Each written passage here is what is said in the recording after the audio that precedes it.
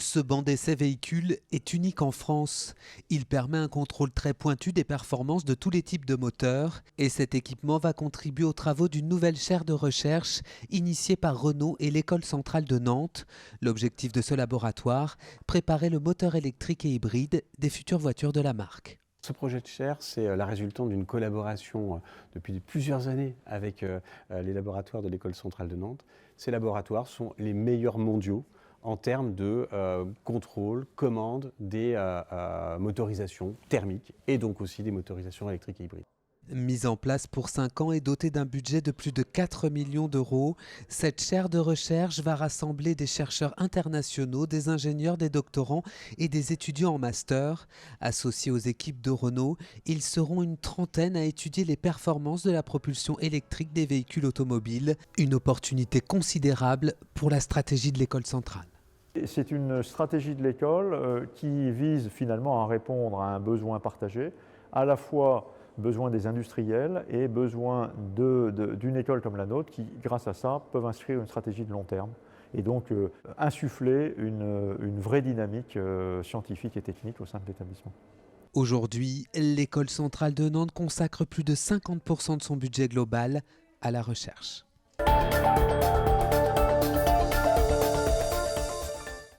Ils sont mobilisés depuis maintenant plus de 2 mois, depuis que le département leur a annoncé la fermeture des ponts de Thouaré pour des travaux de rénovation indispensables. 9 mois de fermeture, leur ont dit les élus, tout en laissant entendre que ce délai pourrait être beaucoup plus court. Ils nous ont expliqué lors de la communication au mois de juin qu'en travaillant en 3-8, donc des entreprises qui travaillent tout le temps, on pourrait réduire les travaux. Donc du coup, on passerait d'un délai de 9 mois à 4-5 mois en fonction du temps de séchage et tout ça que l'entreprise a besoin.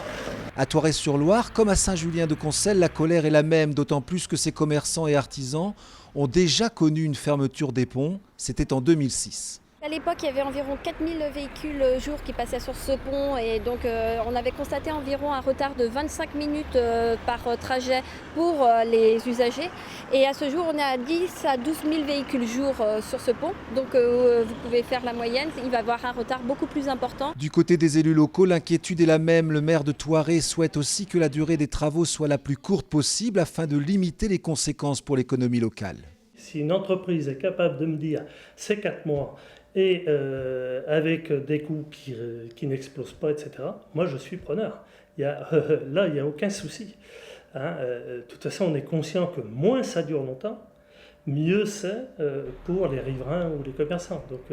Mais en même temps, les travaux, on ne peut pas les faire non plus sans générer quelques perturbations, ce qu'on déplore, mais c'est comme ça. Dans l'appel d'offres, le département a déjà réduit le délai à 7 mois pour ce chantier évalué à 7 millions d'euros.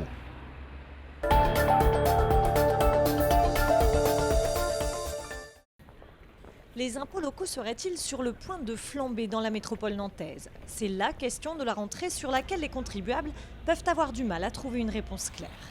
Rappelons d'abord que le montant de la taxe d'habitation correspond à la valeur locative de votre logement, multiplié à plusieurs taux d'imposition fixés par les collectivités locales. Ce sont ces chiffres qui sont susceptibles de varier. Sur la commune de Nantes, par exemple, la part octroyée à la ville ne varie pas, elle reste à 24,04%. C'est en fait la métropole qui augmente sa part de plus de 18%. Pour des raisons historiques, Nantes Métropole avait une taxe d'habitation extrêmement inférieure à la moyenne des autres métropoles. On va rester légèrement inférieur à la moyenne, mais on revient dans une norme plus globale, en passant, pour être précis, de 8,56% à 10,14%. Cette hausse sera compensée par une baisse de la taxe d'ordures ménagères. Elle passe de 10,73% à 7,5%. Et puis ce sont les propriétaires qui subiront le plus d'augmentation via la taxe foncière. La part de la métropole passe de 0,66 à 6,41%. Elle a donc été multipliée par 10. La part communale peut également varier, sauf à Nantes.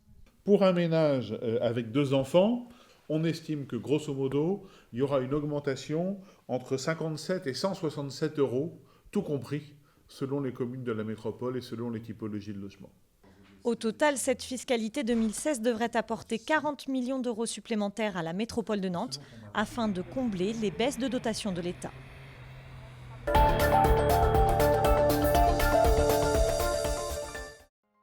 C'est le plus gros paquebot du monde. Sur ces images, le Harmony of the Seas sortait fièrement des chantiers STX où il a été construit.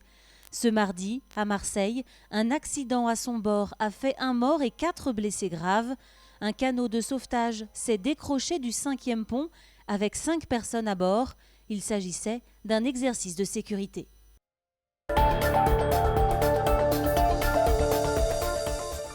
Le campagnol amphibie, un petit rongeur symbole d'une discorde, les arrêtés publiés aujourd'hui par la préfecture portent dérogation aux interdictions de capture, d'enlèvement, de perturbation intentionnelle et de destruction de cette espèce de petit rongeur. Autrement dit, grâce à ces arrêtés, les travaux de construction de la plateforme aéroportuaire et de desserte routière pourraient démarrer. Pour les partisans à l'aéroport, c'est un premier pas vers la concrétisation de ce projet. La signature de ces arrêtés, c'est un acte fort de l'État. Ça montre que l'État vraiment a envie d'aller au bout de la démarche. Et c'est une suite logique, c'est-à-dire qu'en juin, à plus de 55% des gens ont voté favorable au transfert de l'aéroport. Et donc c'est très positif et donc c'est une suite démocratique. D'après les opposants, cet arrêté préfectoral ne change rien à la donne. Selon eux, il n'est pas suffisant pour rendre le projet légal. Vis-à-vis de l'Europe, la France est en infraction car elle n'a pas présenté la globalité des impacts sur l'environnement de ce projet d'aéroport. Elle se contente de présenter les impacts de la plateforme et du barreau routier. Et l'Europe lui a dit clairement que les travaux ne pouvaient pas commencer tant qu'il n'y avait pas régularisation de cette infraction. Au-delà de la gestion des espèces, l'arrêté envoie un signal fort aux habitants de la ZAD, celui d'une évacuation qui pourrait démarrer très prochainement. Au mois de juin dernier, le Premier ministre Manuel Valls avait annoncé le début des travaux au mois d'octobre.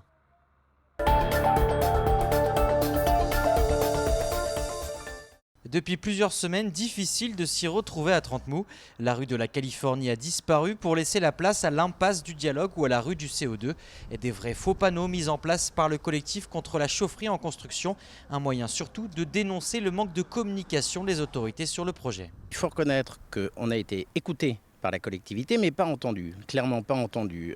C'est-à-dire qu'à tous les arguments qu'on avance, on nous répond qu'ils sont faux, mais sans nous le démontrer. En termes de garantie, non, je ne vois pas tout à fait ce qui a été apporté ou mis sur la table par la collectivité. La chaufferie doit être inaugurée en octobre et fournir à terme de l'électricité et de l'eau chaude à 350 bâtiments aux alentours. Et les riverains s'inquiètent plutôt de la pollution et des nuisances sonores. Il y a certainement un intérêt général si ça remplace des chaufferies individuelles d'immeubles. Maintenant, reste à voir pour nous les nuisances et pourquoi on l'a planté juste à la limite ici du village. Nantes Métropole assure de son côté que toutes les études d'impact ont été menées et que la construction ne sera plus retardée. Nous nous étions engagés à mettre en place une commission de suivi des riverains. C'est ce que nous allons faire. Une des premières missions de cette commission, justement, l'installation de la station de captage d'air dont les données seront disponibles en libre accès sur Internet et en temps réel. Les opposants au projet promettent pourtant déjà d'autres actions, par exemple lors du sommet Climate Change prévu à Nantes fin septembre. Ils étaient près de 4000 manifestants à défiler dans les rues de Nantes ce jeudi. Une manifestation contre la loi travail organisée par les principaux syndicats, CGT, FO, FSU, UNEF et Solidaire, qui espèrent remobiliser après la pause estivale. Bien entendu, nous n'allons pas relancer la mécanique des journées d'action à répétition semaine après semaine. Nous ne sommes plus au printemps. Mais il faut que le gouvernement comprenne bien qu'il a un chewing-gum au basket et nous serons là pour empêcher que les conditions de travail soient détériorées et se détériorent pour les salariés. Cette loi qui était mauvaise avant l'été, elle est vraiment mauvaise encore à cette rentrée, donc on va continuer à essayer de mobiliser au maximum. Si les décrets commencent à tomber, on sera évidemment dans les entreprises pour combattre les accords qui pourraient être négatifs pour l'ensemble des salariés, notamment sur le temps de travail. François Hollande a été élu avec les voix des salariés justement pour combattre la finance et cette loi travail est symptomatique justement d'une mobilisation pour la finance et le peuple de gauche n'en veut pas. C'est aussi pour ça qu'un certain nombre d'élus de gauche sont mobilisés, notamment les élus communistes. Le cortège est parti de commerce peu après 11h, allongé la fête foraine jusqu'à la préfecture, où la tension est montée d'un cran. Jet de projectiles contre jet d'eau et lacrymo. La manifestation a ensuite pris le cours des 50 otages et s'est terminée dans le calme. Place du commerce vers 13h. Le trafic de la Tanne a repris vers 14h. Selon la police, 3 manifestants ont été interpellés.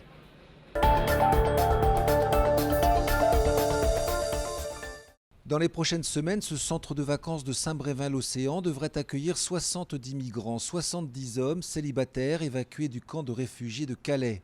L'information a été transmise il y a quelques jours par la sous-préfète de Saint-Nazaire qui a simplement passé un coup de fil au maire de la commune.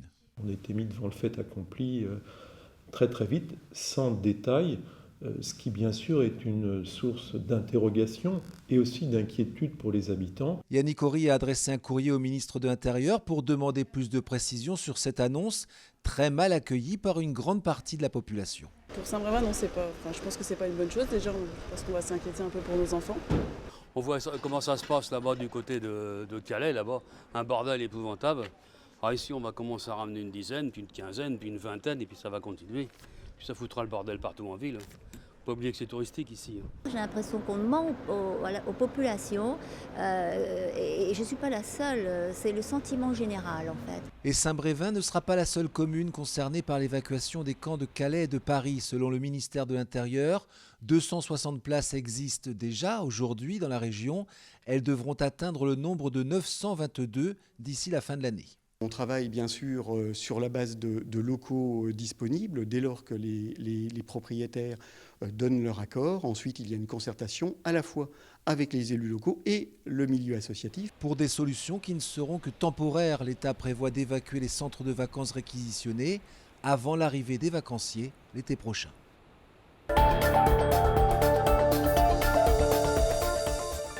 Le premier objectif du sommet, c'est d'abord que chacun rentre chez lui avec de nouvelles idées d'action. On a 70 ateliers, 300 intervenants du monde entier qui vont présenter autant d'actions. Et on les a sélectionnés puisqu'on avait lancé un appel à contribution et on a eu à peu près 600 propositions. Donc on a gardé 300 propositions représentatives de l'action à l'échelle mondiale. Donc notre premier objectif, c'est ça. Je repars chez moi avec une capacité à faire mieux et plus. Ensuite, les coalitions thématiques vont faire leur feuille de route. Et ces feuilles de route vont être données aux 2 championnes du climat, c'est-à-dire 2 personnalités qui sont désignées par l'ONU aujourd'hui pour suivre l'agenda de l'action concrète des acteurs non étatiques. Et donc ça va nourrir un rapport que ces 2 championnes présenteront à Marrakech à la COP22 dans quelques semaines.